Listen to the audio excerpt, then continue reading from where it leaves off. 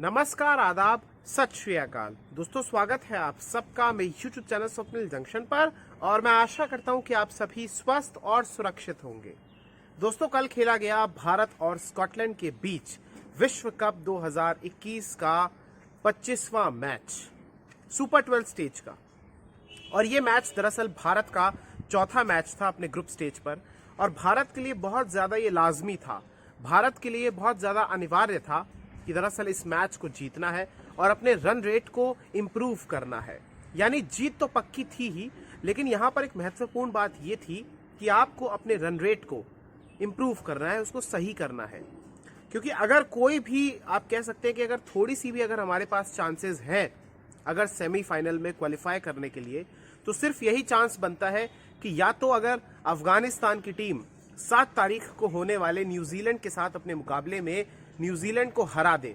But एक चीज जो बॉटम लाइन है वो ये है कि अगर वो हराए भी तो भी कम अंतर से हराए, और फिर उसके बाद नामीबिया के साथ जो भारत का मैच है उसमें जब स्थिति स्पष्ट हो जाएगी कि भारत को किस एक प्रकार से किस क्राइटेरिया के तहत और कितने अंतर से इस मैच को जीतना है या फिर कितने विकेट से उस मैच को जीतना है, तो फिर ये चीजें स्पष्ट हो जाएंगी। लेकिन उससे पहले वो मुकाबला जो भारत और नामीबिया के बीच खेला जाएगा वो तो खेला जाएगा 8 तारीख को, लेकिन उससे पहले 7 तारीख को जो दोपहर में मैच खेला जाएगा न्यूजीलैंड और अफगानिस्तान के बीच, उसके बाद स्थिति स्पष्ट हो जाएगी। तो रिमेंबर कि अगर अफगानिस्तान न्यूजीलैंड को हराती है, कम अंतर से हराती है, तो फिर भारत के चांसेस बहुत ज्यादा ब्राइट हो जाएंगे, क्योंकि उस सूरत में, उस परिस्थिति में अफगानिस्तान की टीम 6 अंकों पर ही रुक जाएगी, जबकि अगर न्यूजीलैंड जीतती है तो फिर वो 8 अंकों पर पहुंच जाएगी और भारत की टीम मैक्सिमम 6 अंकों तक ही पहुंच सकती है। तो ये तो सारा का सारा गणित हो गया दोस्तों, जो कि मैंने आपको बताया। शुरुआत में ही मैंने सोचा कि ये सबसे पहले आपको बता दिया जाए, लेकिन अब जल्दी से मैं उस मैच के बारे में डिस्कस करना चाहूंगा, उसका एनालिसिस करना चाहूंगा, पोस्ट मैच रिव्यू करना चाहूंगा, जो कि कल खेला गया भारत और स्कॉटलैंड के बीच। देखिए, कल विराट कोहली का बर्थडे था और अपने जन्मदिन के अवसर पर उन्होंने स्वयं को ही तोहफा दे दिया, देशवासियों को भी तोहफा दिया, क्योंकि उससे एक दिन पहले, यानी आप सभी जानते हैं कि 4 तारीख को दीपावली का त्यौहार था, लेकिन भारतीय टीम ने पटाखे और आतिशबाजियां की दरअसल अगले दिन, यानी कल गोवर्धन पूजा वाले दिन, और जबरदस्त तरीके से खेल दिखाया और स्कॉटलैंड को कंप्लीटली आउट क्लास कर दिया हर एक पैमाने पर, हर एक सेक्शन पर, और जो भी एक प्रकार से आप कह सकते हैं हर एक एस्पेक्ट पर, चाहे गेंदबाजी हो, चाहे क्षेत्र रक्षण हो, या फिर बल्लेबाजी हो, या फिर कप्तानी हो, एग्जीक्यूट कैसे करना है प्लान्स को, तमाम चीजों पर उन्होंने आउटक्लास कर दिया स्कॉटलैंड की टीम को। विराट कोहली कल टॉस जीत जाते हैं और ये बहुत ही एक प्रकार से ऐसा लगता है कि कोई एक बहुत बड़ी घटना हो गई है ऐतिहासिक, क्योंकि इस वर्ष विराट कोहली सिर्फ दूसरी बार ही टॉस जीते हैं और कुल मिलाकर अगर मैं बात करूं तो 15 मुकाबले अभी लास्ट जो खेले गए उनमें से सिर्फ दूसरी बार वो टॉस जीते हैं। तो आप सोचिए कि उनका रिकॉर्ड कम से कम टॉस जीतने के नाम पर कितना बुरा है। लेकिन जल्दी से मैं आपको बताना चाहूंगा कि स्कॉटलैंड के जो अगेंस्ट मैच भारतीय टीम ने खेला उसकी क्या सूरत हाल रही, उसकी क्या परिस्थितियां रही। टॉस जीता विराट कोहली ने और आमंत्रित किया स्कॉटलैंड के बल्लेबाजों को, स्कॉटलैंड की टीम को, कि आइए आप पहले बल्लेबाजी कीजिए। और फिर इसके बाद ये जो मुकाबला था, चूंकि दुबई के ग्राउंड पर खेला गया था, दुबई आप जानते हैं कि वहां पर टॉस बहुत ज्यादा महत्वपूर्ण हो जाता है, ओस का फैक्टर भी बहुत ज्यादा महत्वपूर्ण भूमिका अदा करता है। इसी कारण जो भी टीम वहां पर टॉस जीतती है तो वो पहले ये निर्णय लेती है, उसकी ये पूरी कोशिश रहती है कि पहले हम गेंदबाजी करें, पहले हम बॉलिंग करें। तो जल्दी से मैं आपको दरअसल सबसे पहले जो स्कॉटलैंड का स्कोर कार्ड है, जो बैटिंग कार्ड रहा उनका, वो आपको बताता हूं कितना दुर्भाग्यपूर्ण और कितना निराशाजनक प्रदर्शन उन्होंने किया है।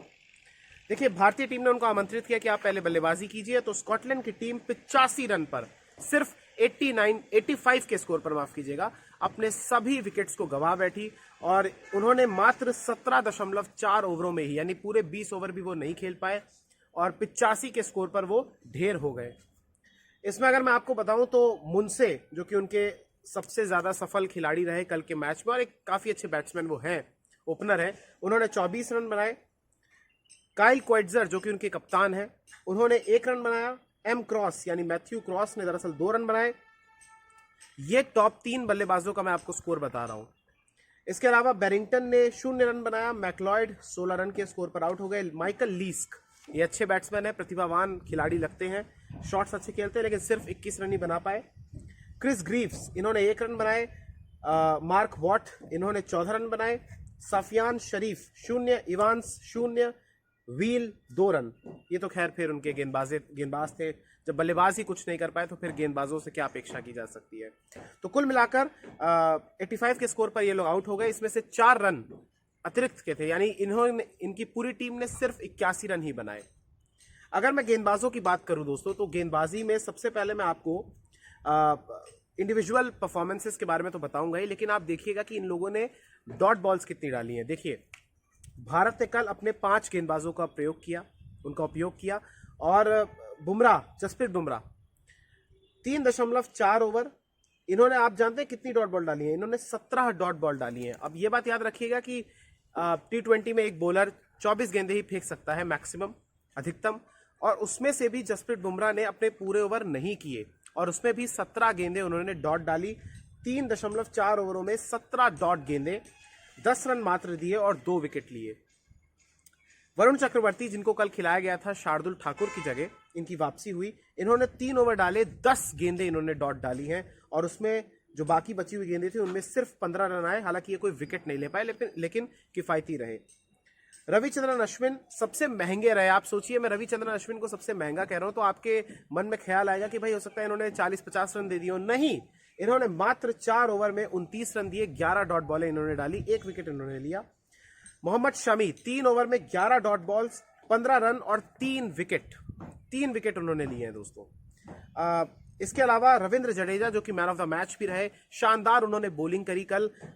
इन्होंने 4 ओवर में 12 डॉट गेंदें डाली, 15 रन दिए और 3 विकेट लिए। तो ये थे कल मैन ऑफ द मैच हमारे इस मैच के। दरअसल तो आप देख सकते हैं कि पांचों जो गेंदबाज हैं, इन्होंने जितनी भी डॉट बॉलें डाली ना दोस्तों, क्योंकि मैं डॉट बॉलों का जिक्र इसलिए कर रहा हूं क्योंकि T20 क्रिकेट में डॉट बॉल्स आप कितनी खेलते हैं वो बड़ा महत्वपूर्ण हो जाता है, क्योंकि वही आपका निर्धारित करता है कि आपका स्कोर कितना बनेगा और वही फिर प्रेशर बिल्डअप भी करता है। तो यहां पर आप देख सकते हैं कि यहां पर 17, 10, 11, 11 और 12, तो ये जो 5 मैंने आपको संख्या बताई, आंकड़े बताए, ये थी बुमराह, चक्रवर्ती, अश्विन, शमी और जडेजा की डॉट बॉल्स, जो कि स्कॉटलैंड के बल्लेबाजों ने इन बॉलों पर एक भी रन नहीं बनाया।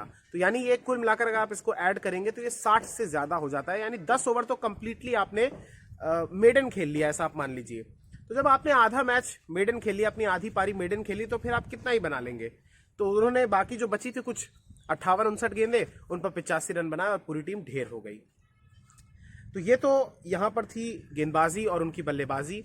गेंदबाजों के बारे में मैं एक बात और कहना चाहूंगा दोस्तों, कि जो हम ड्रीम करते थे कि जो चीजें होनी चाहिए थी पाकिस्तान और न्यूजीलैंड के खिलाफ, वो चीजें नहीं हो पाई। हमारी गेंदबाज, हमारे जो पेसर्स हैं, वो आगे बॉल नहीं डाल रहे थे, या यूं कहिए डाल नहीं पा रहे थे, और फिर इसके अलावा जो स्पिनर्स थे उनकी बॉल भी ज्यादा टर्न नहीं हो रही थी। लेकिन कल के मैच में और कल से पहले अफगानिस्तान का जब मैच हुआ था, तो उसमें भारतीय गेंदबाज निखर कर सामने आए हैं। और इसका अर्थ ये नहीं होता है कि कोई कमजोर टीम है, कमजोर टीम नहीं है। देखिए, कोई भी टीम अगर कितनी भी कमजोर हो, लेकिन उसको हराना ग्राउंड पर ही पड़ता है। अगर कोई टीम कमजोर है या वो एसोसिएट नेशन है, तो इसका अर्थ ये नहीं है कि उसके साथ ग्राउंड पर खेला ही नहीं जाएगा और फोरफीट कर दिया जाएगा, ऐसा नहीं होता है। ग्राउंड पर ही खेलना पड़ता है। और स्कॉटलैंड हो या फिर अफगानिस्तान हो या फिर कोई भी एसोसिएट नेशन हो, अफगानिस्तान तो खैर अब टेस्ट प्लेइंग नेशन हो गया है, तो ये खिलाड़ी भी अब इतने अनुभवी हो चुके हैं, दुनिया भर के लीग्स में खेलते हैं और इतना T20 क्रिकेट तो ये बहुत ज्यादा खेलते हैं, तो इनको आउट करना आसान नहीं होता है। और भारतीय टीम और स्कॉटलैंड के बीच ये पहला T20 मैच था इंटरनेशनल, आप ये बात याद रखिएगा। ऐसे में दोनों खिलाड़ी आपस में एक दूसरे के खिलाफ खेलने के आप कह सकते हैं कि एक दूसरे को ज्यादा अच्छे से नहीं पहचानते हैं। हालांकि टेक्नोलॉजी के कारण वीडियोस देखकर हो जाता है, लेकिन फिर भी ग्राउंड पर ही क्रिकेट खेला जाता है। और भारतीय टीम ने कल, गेंदबाजों ने स्पेशली, क्योंकि कल स्पिनर्स को हमारे टर्न भी मिला और कुछ बॉलें सीधे भी जा रही थी, तो यही चीज हमारे जडेजा को काफी ज्यादा इफेक्ट करती है और काफी ज्यादा आप कह सकते हैं कि फायदा पहुंचाती है। जडेजा की गेंदें अनप्लेबल ऐसा लग रही थी कि स्कॉटलैंड के बैटर्स के लिए, क्योंकि वो उसको समझ ही नहीं पा रहे थे जडेजा क्या डाल रहे हैं, अश्विन क्या डाल रहे हैं, वरुण चक्रवर्ती क्या डाल रहे हैं। बुमराह ने कल कमाल कर दिया। कल यॉर्कर उन्होंने जबरदस्त डाली, वो 2 ही 3 बॉलें डाल रहे थे, या तो यॉर्कर डाल रहे थे ज्यादातर या फिर स्लो डिलीवरीज डाल रहे थे, और यही चाहिए था। तो लिहाजा स्कॉटलैंड के बैटर्स के पास कोई भी आप कह सकते हैं कि उत्तर नहीं था कि भारत के जो ये गेंदबाजी आक्रमण कर रही है उसका क्या हम उत्तर दें। तो ये तो था एनालिसिस स्कॉटलैंड की बैटिंग का और हमारी बॉलिंग का। अब बात भारत के बैट्समैन की करना चाहूंगा, क्योंकि स्कोर था याद रखिएगा स्कोर था 85 का, टारगेट था 86 का।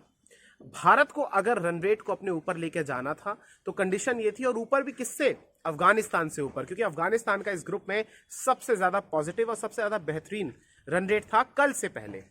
तो उस रन रेट को पार करने के लिए, उस रन रेट से आगे बढ़ने के लिए देश की टीम को, यानी भारतीय टीम को जीतना था 7.1 ओवर्स में, यानी 43 बॉलों में, यानी 43 गेंदें थी उनके पास। 43 गेंदों में अगर वो 86 रन बना देते हैं तो फिर यानी दुगना, यानी 12, आप कह सकते हैं कि 12 के रन रेट से करीब करीब, नहीं 12 नहीं, बल्कि इनफैक्ट आप देखिए कि 7 तो तकरीबन 14 का रन रेट चाहिए था। तो 14 के रन रेट से अगर आप देखिए तो ये मुश्किल होता है, काफी मुश्किल होता है। तो मैं भी उम्मीद कर रहा था कि दोस्तों हो सकता है कि भाई टीम इंडिया 9 ओवर में, 10 ओवर में जीत जाएगी, लेकिन कल जो इन्होंने खेला है 7.1 ओवर में इनको जीतना था, लेकिन इन्होंने कल जीता है 6.3 ओवर में।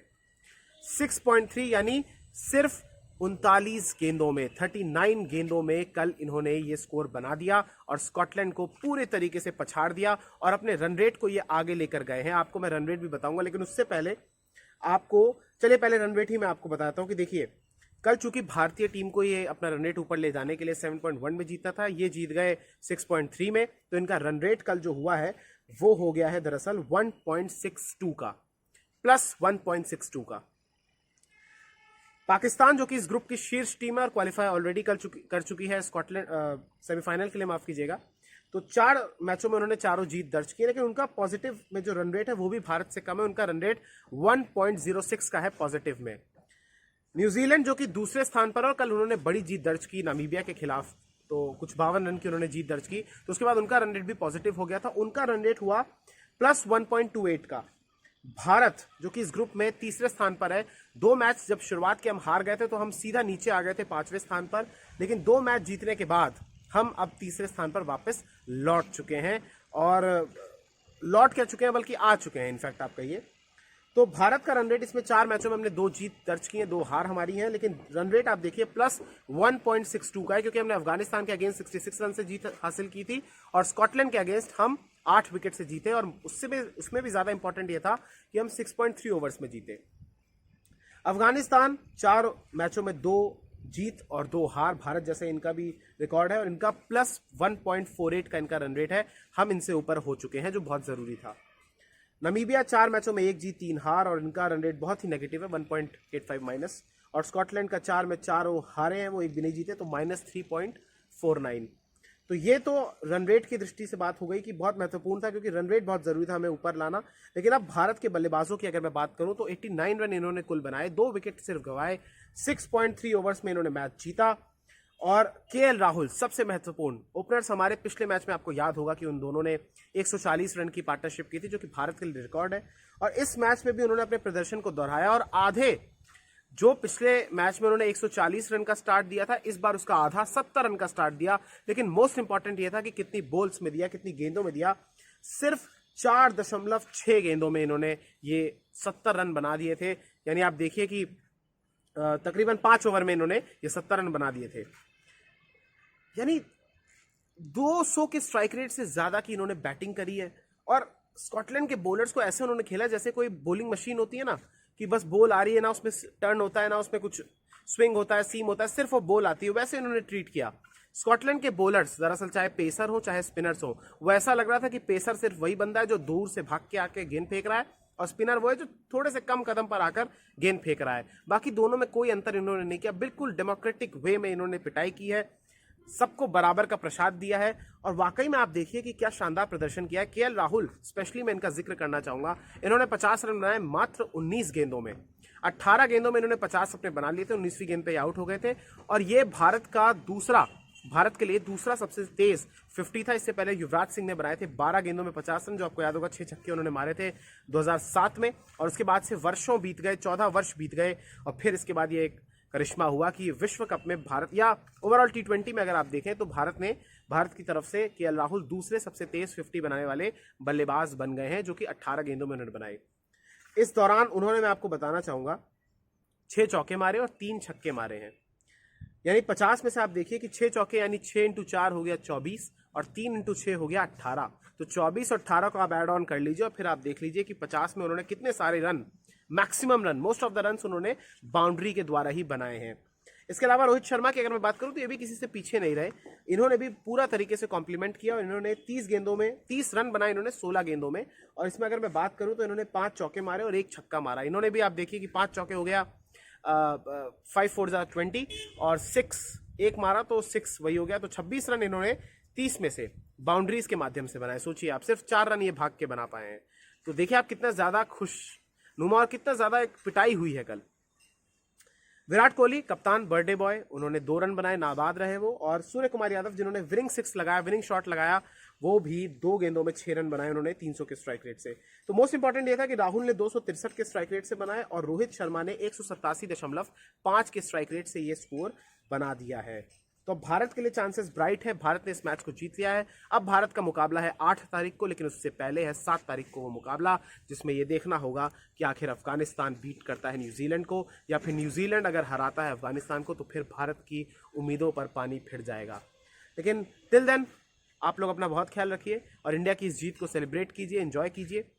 सिर्फ एक जाते जाते एक पॉइंट कहना चाहूंगा कि इन दिनों क्रिकेट को लेकर एक बहुत ज़्यादा सवाल उठ रहे थे। हालांकि मैं उचित नहीं समझता कि इसमें मैं जवाब दूं, लेकिन अब चूंकि ये मुद्दा है तो बनता है देना, लेकिन बड़े संक्षेप में दूंगा। कुछ पाकिस्तानी ट्विटर पर ये ट्रेंड करा रहे हैं कि अफगानिस्तान और भारत के बीच जो मैच हुआ वो फिक्स था। भारत ने उनको पैसे दे देकर उनके मुंह पैसों से भर दिया और फिर उसके बाद उन्होंने इस मैच में हार स्वीकार कर ली। तो बस मैं पाकिस्तानियों को इतना कहना चाहूंगा कि घोर कलयुग आ गया है पाकिस्तानियों। बताइए, बेटा बाप पर सवाल उठाने लग गया है। सिर्फ इतना कहना चाहूंगा। जब वो लोग जीतते हैं या जीते आए हैं या हमसे भी जीते वो लोग, तो फिर हमने तो उनकी तारीफ की, मैंने स्वयं तारीफ की, बहुत सारे लोगों ने तारीफ की, लेकिन पाकिस्तानियों का ये चरित्र सामने आ गया कि वो कितने ज्यादा नंगे इंसान हैं। बस इतना ही कि मैं कहना चाहूंगा। बहुत बहुत शुक्रिया, बहुत बहुत धन्यवाद। अपना बहुत ख्याल रखिए और एंजॉय कीजिए और उम्मीद कीजिए कि न्यूजीलैंड हार जाए अफगानिस्तान से, अफगानिस्तान उनको हरा दे। बहुत ज़रूरत है ये, क्योंकि ये एक छोटी सी आप कह सकते हैं सिल्वर लाइनिंग आई है। बहुत महीन रेखा है, बहुत ही नैरो होप्स है, लेकिन होप जिंदा है। इंडिया स्टिल अलाइव और इंडिया वो हर चीज़ कर रहा है जो वो कर सकता है, अपने हाथ में उनके है।